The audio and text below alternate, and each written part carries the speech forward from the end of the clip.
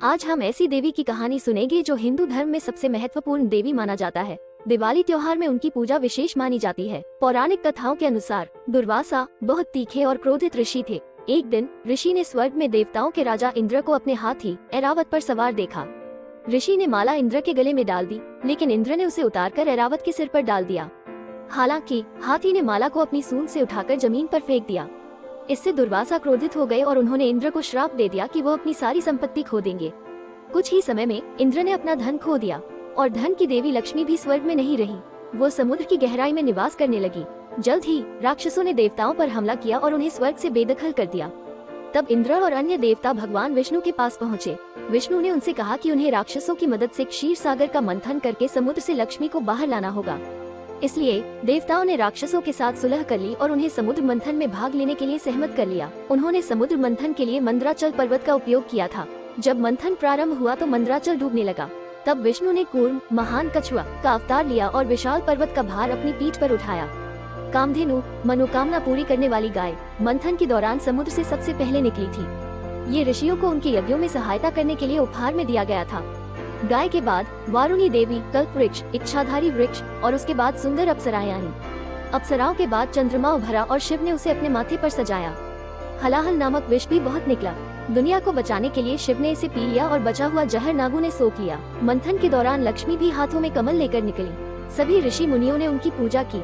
दिव्य जल में स्नान करने के बाद वो विष्णु के हृदय में निवास करने लगी। कई ग्रंथों में उनका उल्लेख समुद्र की बेटी के रूप में किया गया है। देवी लक्ष्मी हिंदू संस्कृति में बहुत प्रमुख देवी है। लक्ष्मी शब्द की उत्पत्ति संस्कृत शब्द लक्ष्य से हुई है। लक्ष्य शब्द का अर्थ है महत्वाकांक्षाएं।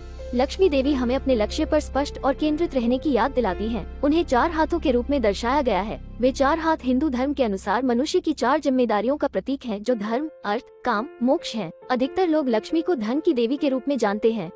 उसे हाथ में सोने के सिक्कों से भरा घड़ा लिए हुए चित्रित किया गया है। कभी कभी उसके हाथ से सोना निकलता हुआ दिखाई देता है, लेकिन वो सिर्फ प्रतीक है।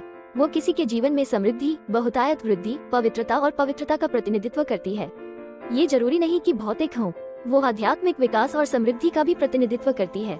वो व्यक्ति को अत्यंत आनंदमय और समृद्ध जीवन का आशीर्वाद देती है, जिससे व्यक्ति के रूप में विकास की दृष्टि से उसका उत्थान होता है। लक्ष्मी 8 उपरूपों में प्रकट होती है। उन्हें अष्टलक्ष्मी कहा जाता है। प्रत्येक लक्ष्मी धन और शक्ति के एक निर्दिष्ट स्रोत का प्रतिनिधित्व करती है। आदि लक्ष्मी, आदि का अर्थ है प्रथम या प्राचीन। उन्हें लक्ष्मी के प्रथम रूप के रूप में दर्शाया गया है। गज लक्ष्मी, हाथियों के साथ लक्ष्मी, उनके दोनों ओर धन और समृद्धि की वर्षा होती है। विजया लक्ष्मी विजय का प्रतीक है। धान्य लक्ष्मी समृद्धि के आशीर्वाद का प्रतीक है। धन लक्ष्मी धन का प्रतीक है। विद्या लक्ष्मी ज्ञान का प्रतीक है। वीरा लक्ष्मी साहस का प्रतीक है। सनातन लक्ष्मी संतान और निरंतरता का प्रतीक है। अधिकतर लोग दिवाली को लक्ष्मी पूजा के रूप में मनाते हैं। देवी लक्ष्मी की पूजा विशेष रूप से दिवाली के दौरान की जाती है। दिवाली रोशनी का त्योहार है, जो बुराई पर अच्छाई की, अज्ञान पर ज्ञान की और अंधकार पर प्रकाश की जीत का प्रतीक है। दिवाली में लक्ष्मी देवी से भक्त पवित्रता और समृद्धि का आशीर्वाद मांगते हैं। हैप्पी दिवाली।